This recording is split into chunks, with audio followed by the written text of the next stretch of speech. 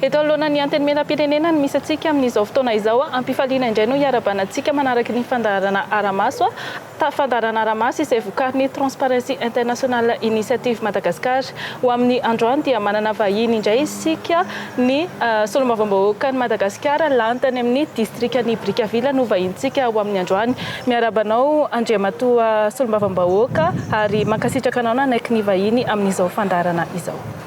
Ampifaliana tanteraka no iarabaka ny vaovao malagasy manaraka ny fandaharana Transparency International iarabaina manokana ny vaovao distrikan'i Brickaville miarabanareo tompon'andraikitra ny Transparency Madagasikara International ihany koa. Ya, dia mankasitraka anao solombavambahoaka nanaiky ny vahiny amin'izao fandaharana izao.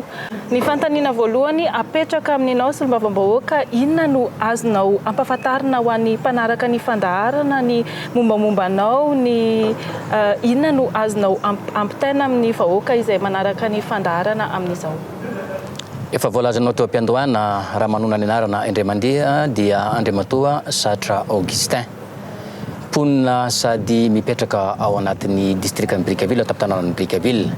Ny tena nahafantarana dia tanatin'ny sehatra ny fandaharana madinika teo atao-tanànan'ny Brickaville nandritra ny fotoana naharitra. Raha nanomboka tao amin'ny taona 3 ka hatramin'ny androany dia anatin'ny sehatra ny fandaharana no tena ahafantarana ny tenako. Tanatin'izay sehatra ny fandaharana zay dia nanana contribution sociale ihany koa ny tenako amin'ny fiarahamonina tao anatin'ny distrikan'i Brickaville. Ka ny taona 2022 dia nisan'ny takiany vahoaka tao no andraisako anjara hitantana ny tanànan'ny Brickaville. Tamin'izay fotoana zay dia nilatsaka ho ben'ny tanàna tokoa ny tenako dia voafidy ary nitantana ny tanànan'ny Brickaville tao anatin'ny taona 4 taona ny sesy. Rehefa tapitra iny tamin'ny taona 2022 dia niezaka nandray nidingana vaovao indray nilatsaka ho fidina ho solombavambahoakan'i Madagasikara dia mbola nakasitrahany vahoaka ihany koa zany ary naterana ny fisaorana sy fankasitrahana amin'ny vahoakan'i Brickaville tamin'izay dingana rehetra nitakiany vahoaka ny tenako dia nakasitrahany vahoaka tokoa zany. Amin'izao fotoana fampiresantsika zao dia solombavambahoakan'i Madagasikara ary mitondra ny adidy sy ny andraikitra amin'ny solombavambahoakan'i Madagasikara zany tokoa eo anivon'ny distrikan'i Brickaville. Miresaka an'izay makasika ny mombamanoza ihany dia tiana fantarina hoe manahoana indray ny makasika ny tamberinandraikitra rehefa manao tatitra eny anivon'ny distrika ianao manahoana ny fomba fanaovanao izay tatitra izay mba tena hipaka amin'ny ponina eny amin'ny faritra iny. Fantatra mazava tsara fa ny andraikitry ny solombavambahoaka dia ny fanaovan-dalàna sy ny famolavolana lalàna ary ny fanarahana maso ny andraikitry ny mpanatanteraka. Kanefa manana adidy goavana be eo anivon'ny vahoaka satria mitondra ny feo manatanteraka ny iraka mpanaovan'ny vahoaka. Isaky ny aorina ny fivoriana na ara-potoana na tsy ara-potoana atemin'ny anteny miara-pirenena dia manao an'izay tatitra zay, manao ny fiantsoana eo anivon'ny distrikta iray manontolo na ny olom-boafidy na ny olom-boatendry eny fa na dia regny lehibe ny sampandaharaha reny dia nisan'ny antsoina ka misy ny fivoriana fataonay isam-bolana atao hoe réunion mensuelle atao amin'iregny olona tarika rehetrarehetra regny. Ny akoatran'izay dia mipetraka ihany koa ny manaovany fanaovako tatitra eo anivon'ny commune tsirairay izay anasana ny vahoaka tsirairay eny anivon'ny commune sy ny fokotany. Amin'izay no hitanisana hitondrana ny afatrafatra ary andraisana ny feon'ny vahoaka mba ho entina hiakatra aty amin'ny androm-panjakana fanaovana lalàna. Ia, makasika ny resaka makasika ny Covid-19 indray isika izay tena fantatsika fa tena mandrongatra tokoa amin'izao fotoana izao ary hitatsika ihany koa fa tsy mitsahatra miakatra ny salanisan'ny olona voa amin'izao fotoana izao. Manahoana ny fahitanao ny fomba fitantanana n'ity valanaretina ity tamin'ny teo dia inona no hitanao hoe lesona azo tsoahana eo anatrehan'izay? Nanomboka tamin'ny taona 2020 ny volana marsa lasa tary no nampahafantarana nanerana ny nosy ny fisian'ny valanaretina Covid-19. Fantatra mazava tsara fa aretina izay mandrepaka ainan'olona ka tsy nanano sarotra mihitsy ny fanentanana sy fisaritana ny olona hiaro tena tanatin'izany. Niezaka ary nananao ny fomba fanatanterahana fanapariahana teo anivon'ny vahoaka iray manontolo ny fomba fanatanterahana ny fepetra tsirairay tanatin'izany. Isaorana ny fitondram-panjakana tsenjikely soroka fa tena nanentana ary nanao an'izay tratra. Nomena andraikitra ihany koa izahay olom-boafidy indrindra fa ny olom-boatendry tena toerana nanao an'izay fanetanana zay ary napiatra tanteraka ny fepetra oharana ho fiarovana tena ny tsirairay avy marina fa tsy maintsy misy ny tratra ary misy ihany kosa ny voavonjy fa ny soran'Andriamanitra fa raha ny distrikan'i Brickaville dia azontsika lazaina hoe voaharo araka ny tokony ho izy satria na nisy ny ainana foara mety olona vitsy ray na roa tanatin'ny taona nisy hatramin'izay fa ny taona 2024 dia mbola tsy nisy ny tranga tany aminay ka namoizana ainan'olona fa ny nahitana ny soritra retina ka positif dia efa voasoroka sahady teo anivon'ny fitantanana ny fahasalamana tany aminay. Akasitrahany ianao solombavambahoaka amin'izay fanehoan-kevitra izay ndondratsika resaka mahakasika ny ady amin'ny kolikoly. Ahoana ny fahitanao ny ady amin'ny kolikoly eto Madagasikara ary inona no sosikevitra hitanao hoe azo ampiarina eo amin'izay lafiny izay? Teo amin'ny fampahafantarana nentinareo tamiko teo dia manana andraikitra lehibe ianareo Transparency International Initiative Madagasikara. Zany manana andraikitra mihitsy ianareo amin'ny fanarahana maso mahakasika an'izay ady amin'ny kolikoly zay. Kanefa mamelahy ianao madama fa mety fanontaniana anao averiko aminao mahakasika ny kolikoly.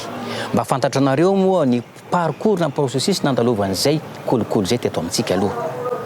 Raha tantaraiko aminao fotsiny dia sala amin'izao ny fivoatran'ny kolikoly. Efa lalipaka izy io manao ezaka ny fitondram-panjakana noho izy efa lalipaka eto amin'ny firenentsika dia mbola ezaka ary ady ngeza be ny fomba fanafoanana azy. Tsy fanakiviana ny eto fa mampiezaka ary tena manome encouragement ireo tompon'andraikitra amin'izay manana andraikitra ny fiadivana ny kolikoly zay. Izao ny zavatra nisy raha nanomboka tamin'ny deuxième république tamin'ny fitantanan'ny filoha adjaina Didier Tsiraka ny firenentsika nge dia tamin'izay fotoana zay nomena anarana io hoe risoriso e. Raha tamin'ny andro ny tompokolahy président Jean Felbert niova ny anaran'io hoe tsolotra. Rehefa tonga taty amin'ny président Ravalomanana io dia niova ny anarany hoe kolikoly. Nikisaka taty amin'ny transition kolikoly avolenta dia tetena aminao zay androany tsy efa milamina mazany izy io amin'izao. Inona no ametrahako fanontaniana efa milamina? Raha nijery andrio anarana teneniko teo ianao risoriso, tsolotra, kolikoly, kolikoly avolenta. Rehefa taty aoriana nge izy izao ny zavatra nisy e fiaraha-miasa. Izay ilazako sao dia efa milamina zavatra io. Kanefa tsy izay fanontaniako izay ny zavatra misy. Fa ny fomba fanatanterahana azy amin'izao no sarotra fiadivana azy satria eo ambadika ny teny hoe fiaraha-miasa.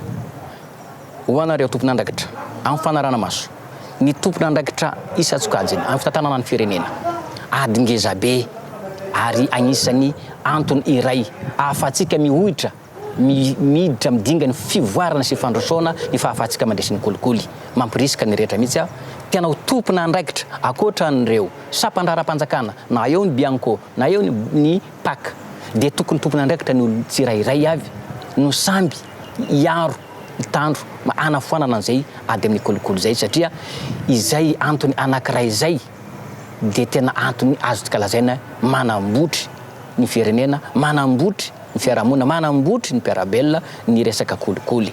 Satria amin'izao vaninandro iainantsika zao raha misy zavatra tianao tanterahina amin'ny fomba aingana dia amin'ny alalan'ny fampiasana ny kolikoly no ahavitana azy. Eny fa na dia fikarakarana taratasy iovanao any ivelany ary dia mbola ahavitanao an'izay. Kanefa hatraiza ny fiantraikan'izay ho amin'ny tsirairay ny fiantraikany. Ka valy ny fanontanianareo satria nametra fanontanianareo za hoe samia mandray andraikitra amin'ny tandrify azy ahafahantsika mandresy ary samia mampiasa ny toe-tsaina madio ahafahantsika mandresy ny kolikoly. Ankasitrahany ianao solombavambahoaka amin'izay fanehoan-kevitra izay fanontaniana farany inona no afatra ho ampitaina ho an'ny vahoaka izay manaraka ny fandaharana amin'izao fotoana izao? Ankasitrahana toraka izay ihany koa ianareo izay nanasanay tamin'izao vanin'ora fampiresana zao ary ny ampitana afatra amin'ny vahoaka malagasy. Adidy sarotra ny fitantanana ny raharam-pirenena raha amin'izao vaninandro iainantsika zao ara dia na eo ny ezaka ho ataon'ny mpitondra ny fanjakana dia tsy maintsy eo ihany koa ny ezaka ho arosony zay manana ny heviny manokany izay tsy azo disoina satria tany mandala ny demokratika antsika fa ny zavatra anentanako ny vahoaka malagasy fotsiny dia mba tokony iaina anatin'ny fitoniana fa tsy tokony hazakazaka amin'ny alalan'ny fikorontanana intsony satria iarana malala fa tena tafiditra latsaka lalantsika anatin'ny fahasahiranana dia tokony fitoniana fikatsahana vahaolana ahafahana miady mandresy amin'izao fantrana zao no ikatsoana ka raha misy ny hevitra tsara avy amintsika na avy aminao na avy amin'iza dia tokony samy maneho an'izay ankalalahana ao amin'ny mpitondra na ao amin'izay ao ambaratonga rehetra ahafahana mampita ny hevitra ny zavatra azontsika atao dia mampirisika anareo amin'ny ezaka ataonareo hitondra izay fanadadiana sy fanarahana maso zay maneran'ny Madagasikara ary tsy hanavahanareo ny olona manana andraikitra eny fa na inona sarangan'olona dia tokony hitondrasanareo an'izao sosokevitra zao ihany fa ilana an'izay ny firenentsika. Mifananatreo ihany koa ny fandaharantsika ho amin'ny androany ankasitrahana fena ianao nanaraka anay hatramin'ny farany mankasitraka anao ihany koa solombavambahoaka Satra Augustin nanaiky niaraka taminay androany manome fotoananao indray amin'ny heriny anio toy izao. Veloma tompoko. Mankasitraka tompoko.